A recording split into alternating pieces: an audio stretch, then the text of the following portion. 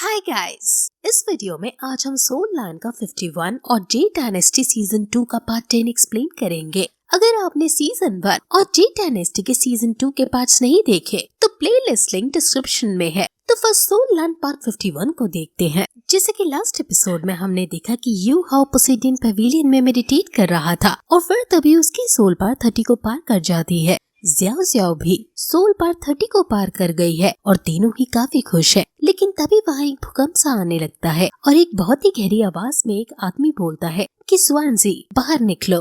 You how के पास mister मू बैठे हैं और वो कहते हैं कि तुम चिंता मत करो, इसको मास्टर स्वानजी और बाकी लोग संभाल लेंगे। ये बहुत सारे लोग आए हैं और मिस्टर स्वानजी भी एकेडमी के ताकतवर लोगों को साथ लेकर आगे आसमान में चले जाते हैं। एकेडमी के सारे डिसाइबल्स अटैकिंग पोजीशन में आ जाते हैं और फिर सामने से न्यू मेनन सेक्ट के ताकतवर लोग आते हैं। इसका नाम दू लाओ गुआई है और मिस्टर स्वानजी कहते हैं कि तुम यहाँ क्यों आए हो, क्या तुम एक युद्ध शुरू करना चाहते हो। दू लाओ गुआई कहता है कि अपनी नॉनसेंस बंद करो और हमें यू हाउ को दे दो। यू हाउ जब ये सुनता है कि ये मेरे लिए आया है तो शॉक हो जाता है। मिस्टर मू से बताते हैं कि ये न्यू मेन सेक्ट से है और ये काफी ज्यादा ताकतवर है जो पॉइजन से भी नहीं मर सकता है। न्यू मेनन सेक्ट हमेशा से डोमिनेट करता आया है आसपास की सेक्ट्स को और वो डिफेंस में भी काफी ज्यादा अच्छे हैं। वो अपने डिसाइपल्स की बहुत अच्छे से केयर और प्रोटेक्शन करते हैं। तुम्हारी स्पिरिचुअल आइज तुम्हारी ओरिजिनल मार्शल सोल है, इसलिए न्यू मेनन सेक्ट तुम्हें अपना डिसाइपल यानी अपना मेंबर मानता है।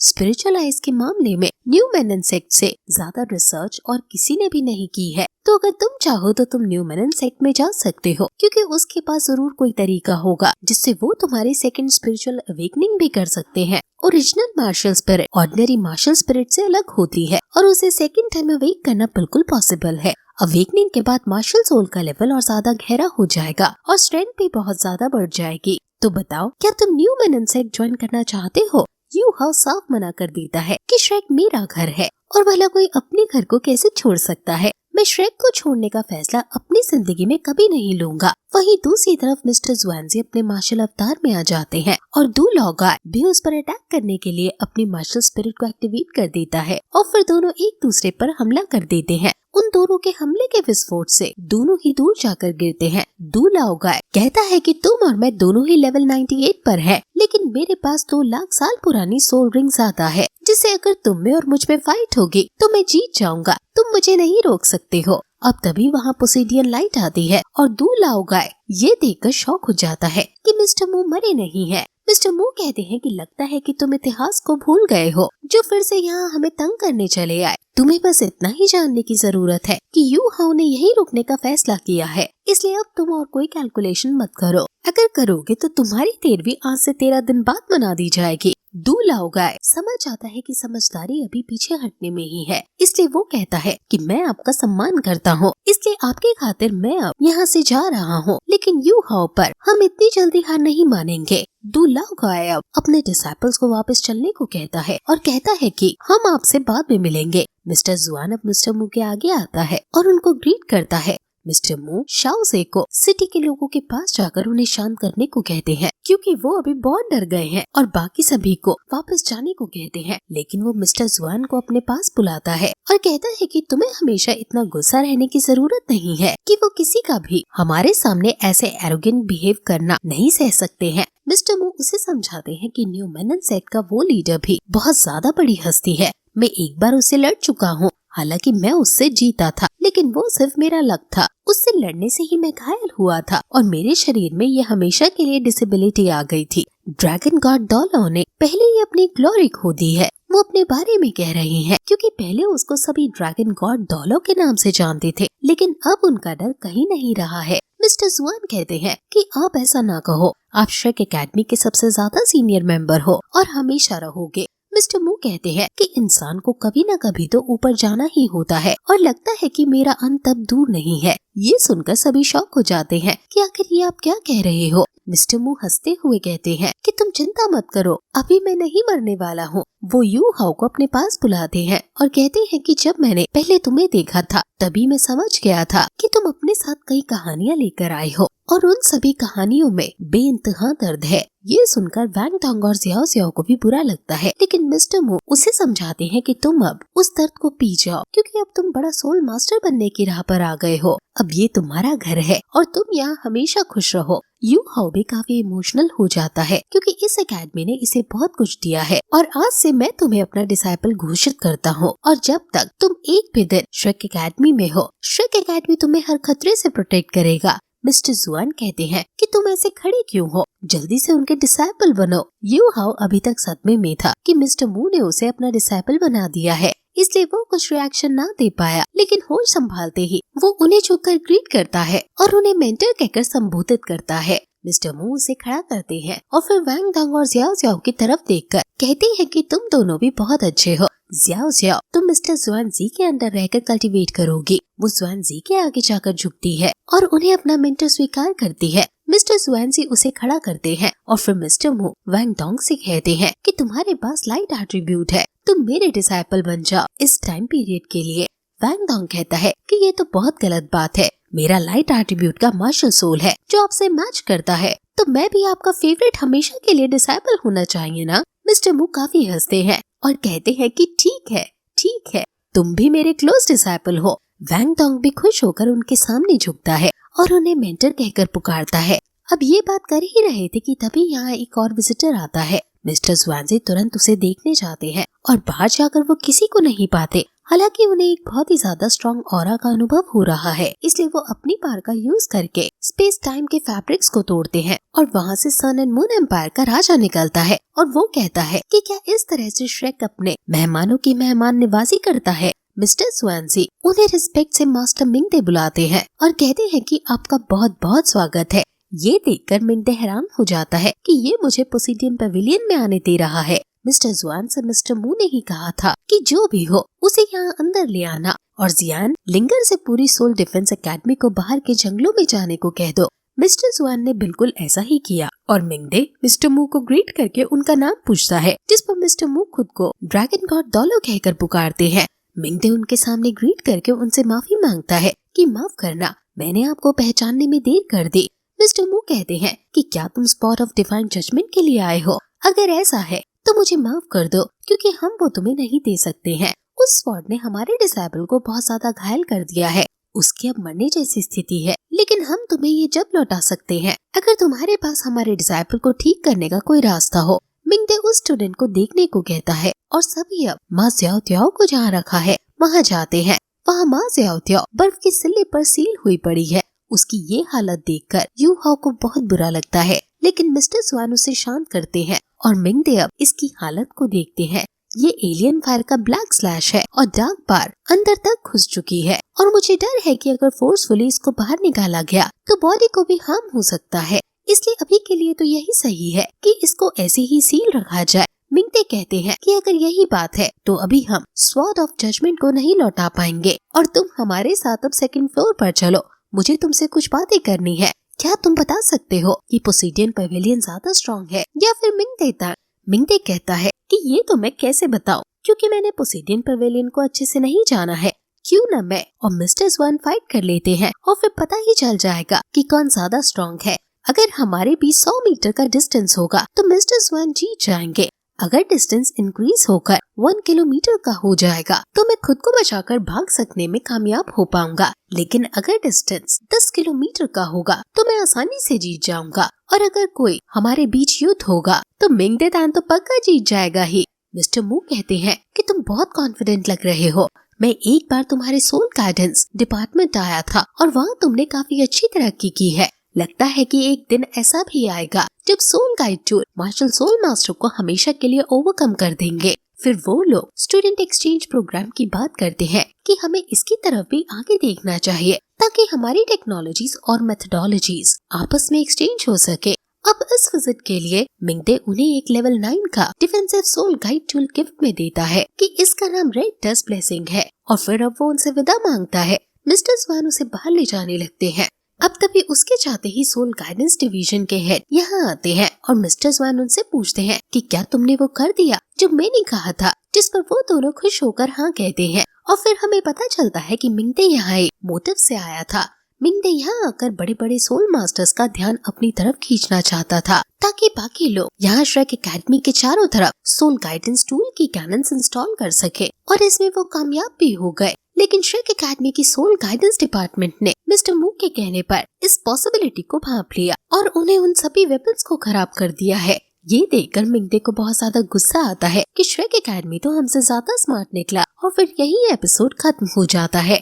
तो अब हम जी डायनेस्टी को देखेंगे। तो अब हम जी डायनेस्टी सीजन 2 का पार्ट 10 देखेंगे, लेकिन अभी इसे शुरू करने से पहले हम पिछले पार्ट का एक रिकैप देख लेते हैं। तो पिछले पार्ट में हमने देखा कि ज़ाओ फेंग और लू उस जगह पर पहुंच चुके थे जहां से उस ट्रेजर की एनर्जी निकल रही थी। हालांकि यहाँ आकर इनमें लड़ाई शुरू हो जाती है क्योंकि वो दोनों ही एक दूसरे को वो ट्रेजर नहीं लेने दे सकते थे। वैसे अब उसी दौरान बाकी सभी भी वहाँ पहुँचते हैं। अब शायद उनमें भी लड़ाई हो सकती थी, लेकिन ऐसा होने के पहले ही अचानक से वहाँ पर उस ट्रेजर का प्रोटेक्टर आ जाता है, जो कि वही जायंट स्नेक है जो इन्हें पहले मिला था। और उसके आने के साथ साथ यहाँ उस गुफा का दरवाजा भी खुलने लगा था, लेकिन वो सिर्फ कुछ ही सेकंड के लिए खुलता है। इस वजह से वह भी कोशिश कर रहे थे कि वह उस गुफा में जा सके, लेकिन यहाँ वो जायंट स्नेक उन्हें रोक रहा था। हालांकि ज़ाओ फेंग किसी तरह से उस गुफा में जाने ही वाला था, लेकिन तभी वो देखता है कि वो जायंट स्नेक लू पर हमला करने वाला है। इसलिए अब ये देखते हुए लू को बचाने के लिए ज़ाओ फेंग लू को अपने साथ सीधा ही उस गुफा में ले आता है, जिसके बाद वो गेट बंद हो गया और वो जायंट स्नेक बागियों पर हमला करने लगा था। वैसे उस जगह पर ज़ाओ फेंग के घोस्ट सेक्ट से आए हुए वो 2 मास्टर भी आ गए थे, जो अभी किसी तरह का फॉर्मेशन क्रिएट करने की कोशिश कर रहे थे। तो इस पार्ट की शुरुआत में हमें सबसे पहले इस गुफा के बाहर का सीन दिखाया जाता है, जहां हम देखते हैं कि वो जायंट स्नेक अभी फेंग, जिया यू और उस मॉन्क पर हमला कर रहा था। उसके अटैक बहुत पावरफुल थे, इस वजह से इन तीनों को ही बार बार पीछे हटना पड़ रहा था। साथ ही अभी उस जायंट स्नेक के मुंह से पॉइजनस ऑरा भी निकल रहा है, जिस वजह से ये चाहते हुए भी उसके करीब नहीं आ सकते थे। वैसे वो ये जानते थे कि जायंट स्नेक से लड़ना एक बेवकूफी होगी, इसलिए उन्हें बस किसी तरह से उस गेट के पास पहुंचना है, क्योंकि वो उस गुफा के अंदर जाना चाहते हैं। लेकिन उस जायंट स्नेक के होते हुए ऐसा करना नामुमकिन था। अब तभी अचानक से वहाँ एक और स्पिरिचुअल बीस्ट आ चुका था। ये एक फायर फिनिक्स थी, जो कि साइज में जायंट स्नेक की तरह ही बहुत ही ज्यादा बड़ी है, और अब उसके आते ही उन दोनों बीस्ट में लड़ाई शुरू हो गई थी। वैसे इसके बाद यहाँ से सीन चेंज होता है और हम वहाँ गुफा के अंदर ज़ाओ फेंग को देखते हैं। वह अभी बेहोश था, लेकिन जिया हुई उसे जगाने की कोशिश कर रहा था। लेकिन अब तभी अचानक से वहाँ बहुत सारी गोल्डन एनर्जी फैलने लगती है। ये वही एनर्जी थी जो कि कुछ देर पहले उस गुफा से निकलते हुए सभी को यहाँ खींच कर लाई थी। ये एनर्जी अभी ज़ाओ फेंग की बॉडी में जाती है, जिसके बाद ज़ाओ फेंग की बॉडी पर लगी हुई सभी चोट हील हो जाती है, और साथ ही इसके बाद अब उसे होश भी आ गया था। अभी वह पहले तो ये चीज देखकर हैरान था कि आखिर उसकी सारी चोट कैसे ठीक हो गई, लेकिन फिर तभी उसकी नजर पास में ही लेडी लू पर जाती है। वो भी अभी ज़ाओ फेंग की ही तरह यहाँ आकर बेहोश हो गई थी, लेकिन अब उसे देखने के बाद ज़ाओ फेंग को अपनी लू के साथ वाली सारी पुरानी मेमोरीज याद आने लगी थी। वो अभी वाली लू में पहली वाली लू को देख रहा था, लेकिन तभी इतने में ही लू को होश आ जाता है, जिससे अभी सिचुएशन थोड़ी वियर्ड हो गई थी, लेकिन उन दोनों के ही हाथ साथ में थे। वैसे फिर ज़ाओ फेंग तुरंत ही अपने हाथ को पीछे हटा लेता है। वैसे अब लू खड़ी हो जाती है। साथ ही अभी वो थोड़ी हैरान थी और सोच रही थी कि आखिर वे किस जगह पर आ गए। उसे बस इतना पता था कि वह उस गुफा के अंदर आ गए थे और फिर तभी से वह बेहोश है। अभी लू को ये तो पता ही है कि उसकी जान ज़ाओ फेंग ने ही बचाई है, इसलिए अब वो ज़ाओ फेंग से इसकी वजह पूछती है, लेकिन इस पर ज़ाओ फेंग कहता है कि ऐसा कुछ भी नहीं है, उसकी किस्मत अच्छी थी, इस वजह से उसकी जान बच गई, क्योंकि ज़ाओ फेंग के कहने के हिसाब से उसके लू की जान बचाने के कोई इंटेंशंस नहीं थे। हालांकि असलियत तो सिर्फ हम ही जानते हैं। वैसे अभी लू को भी बहुत चोट लगी हुई थी, लेकिन तभी फिर से अचानक से ही वह गोल्डन एनर्जी वहाँ पर आती है और लू की चोट को भी हील करने लगती है। लू को भी अभी कुछ समझ नहीं आ रहा था, लेकिन अभी ये गोल्डन एनर्जी जिस डायरेक्शन से आ रही थी वो लू को हील कर कर वापस उसी डायरेक्शन में जा रही थी। अब दूसरी तरफ हम वहाँ बाहर उस फायर फिनिक्स को देखते हैं, जिसकी फाइट अभी उस जायंट स्नेक से चल रही है।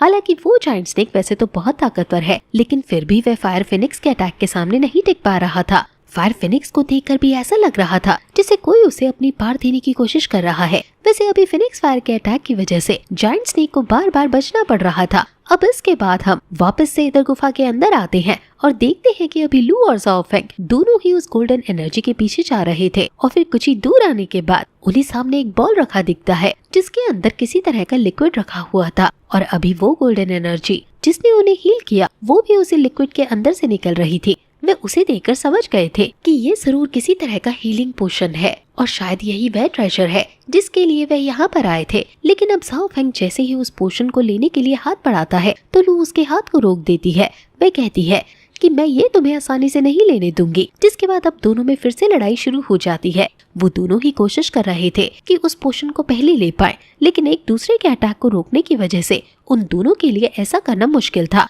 अभी वही दूसरी तरफ बाहर भी उस जायंट स्नेक और उस फायर फिनिक्स की फाइट हो रही है। फायर फिनिक्स के ताकतवर होने की वजह से जायंट स्नेक कोशिश कर रहा था कि वह छिपकर हमला करे, पर इसका कोई फायदा नहीं होता क्योंकि वह फायर फिनिक्स उसके हर एक अटैक को रोक लेती है। साथ ही अब उसे इतना गुस्सा आ गया था कि वह अपना बहुत ही ज्यादा पावरफुल अटैक करती है। वो अभी अपनी पूरी पार लगाकर फ्लेम थंडर टेक्निक का इस्तेमाल कर रही थी, जिसकी वजह से वहाँ की जमीन भी हिलने लगी थी और साथ ही वहाँ वो पत्थर भी टूटने लगे थे। वैसे इसके साथ साथ अभी कुछ हमले वहाँ उस गुफा के गेट पर भी जाकर लगते हैं, जिसे देखकर लग रहा था कि शायद वो गेट टूट सकता है।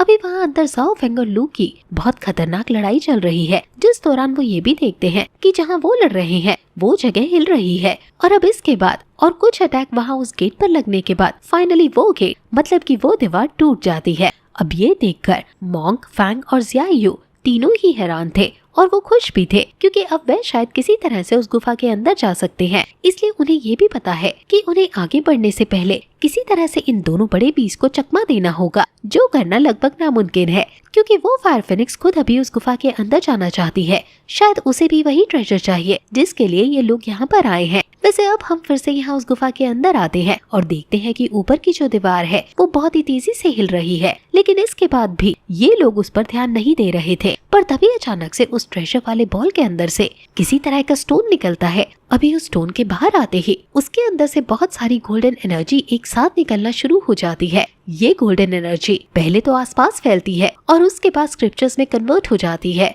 ये स्क्रिप्चर्स बुक ऑफ हेवन के अंदर लिखे हुए हैं। इस वजह से ज़ाओ फेंग और लू उन्हें देखकर बहुत ही ज्यादा हैरान थे। अभी इन्हें लैंग्वेज तो समझ आ रही थी, पर इन्हें ये नहीं समझ आ रहा था कि आखिर ये ट्रेजर उन्हें ये स्क्रिप्चर्स क्यों दिखा रहा है। वैसे अब इस दौरान वे इस चीज को फिर से नजरअंदाज कर देते हैं कि अभी ऊपर की दीवार लगभग पूरी तरह से क्रैक हो चुकी है और अब वहाँ से बहुत बड़े बड़े पत्थर भी गिरने लगे हैं। वैसे अब हम देखते हैं कि वह जो स्क्रिप्चर्स थे वे फिर से गायब होने लगे थे, जिसके बाद वह उस गोल्डन एनर्जी में बदलकर वापस उस स्टोन में जाते हैं और फिर से वो स्टोन भी वापस से उसी बॉल में जाकर उसी पानी में मिल जाता है। अभी लू और ज़ाओ फेंग दोनों ही इसी चीज को देख रहे थे, लेकिन इतने में ही वो ऊपर की पूरी दीवार ही टूटकर नीचे गिरने लगी थी और फिर ज़ाओ फेंग, लू और ज़ियाओ तीनों ही वहाँ उन पत्थरों के नीचे कैद हो चुके थे। वैसे ये चीज उनके लिए कोई सीरियस बात नहीं थी क्योंकि उन्होंने बहुत ही आसानी से इन स्टोन्स को वहाँ से हटा दिया था।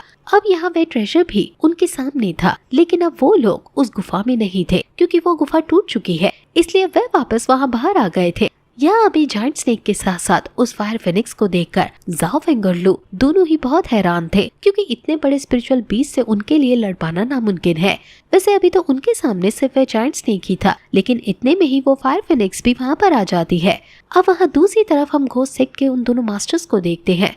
वे इस वक्त भी उसी सेम फॉर्मेशन को बनाए हुए थे और धीरे धीरे उसकी पार बढ़ा रहे थे। ऐसा लग रहा था जैसे कि वे उस फॉर्मेशन से यहाँ उस फायर फिनिक्स को कंट्रोल कर रहे हैं और उसे अपनी एनर्जी दे रहे हैं। पर अब जो भी हो, लेकिन यहाँ फायर फिनिक्स की पार तो अचानक से ही बहुत ज्यादा बढ़ गई थी, जिस वजह से अभी उसके अटैक के सामने वो जायंट स्नेक भी नहीं टिक पा रहा था, जिस वजह से उसे वहाँ से जितना हो सके उतना ही दूर हटना पड़ रहा था। हम देखते हैं कि फायर फिनिक्स के अटैक से अभी जो हवा चल रही थी उसकी वजह से यहाँ ज़ाओ फेंग भी खुद को संभाल नहीं पा रहा था। साथ ही ज़ियायू भी अभी बहुत मुश्किल से ज़ाओ फेंग को पकड़े हुए था, लेकिन अब उस तेज हवा की ही वजह से वो उस ट्रेजर से बहुत दूर हो गए थे। वहाँ दूसरी तरफ फेंग, ज़ियायू और मोंग वे तीनों भी अभी छुपे हुए थे, लेकिन वे जानते थे कि अब यहाँ पर उन्हें ट्रेजर मिलने की कोई चांसेस नहीं है क्योंकि वह ट्रेजर अभी उनसे बहुत दूर है। पर अब तभी हम देखते हैं कि वो जायंट स्नेक फिर से वहाँ उस फायर फिनिक्स से लड़ने के लिए आता है, जिसके बाद जब वो दोनों बीस्ट फाइट कर रहे थे तभी यहाँ ज़ियायू चुपचाप उस ट्रेजर के पास आ जाता है।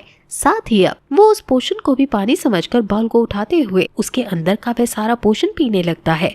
उसे देखने के बाद अभी सभी लोग बहुत ही ज्यादा हैरान थे। अभी ज़ाओ फेंग डर गया था क्योंकि उसे डर था कि इस पोशन के बाद शायद ज़ियायू नहीं बच पाएगा, क्योंकि अब उस पोशन को पीते ही ज़ियायू अचानक से नीचे गिर गया था। अब तभी वह दोनों बीस भी अपनी फाइट रोक देते हैं, लेकिन तभी ज़ियायू अपने पेट को खुजाने लगा था। इसका मतलब वो मरा नहीं है, लेकिन उसने वो पूरा बॉल खाली कर दिया है, जिस वजह से वो दोनों ही बीस अभी उसकी तरफ देख रहे थे। लेकिन अब इसी के साथ ये पार्ट यहीं पर खत्म हो जाता है। वैसे गाइस, हमने एक व्हाट्सएप चैनल ओपन किया है जिस पर आपको latest videos, latest enemy news देखने मिलेंगी, इसलिए आप उसे भी फॉलो कर नोटिफिकेशन ऑन कर लेना।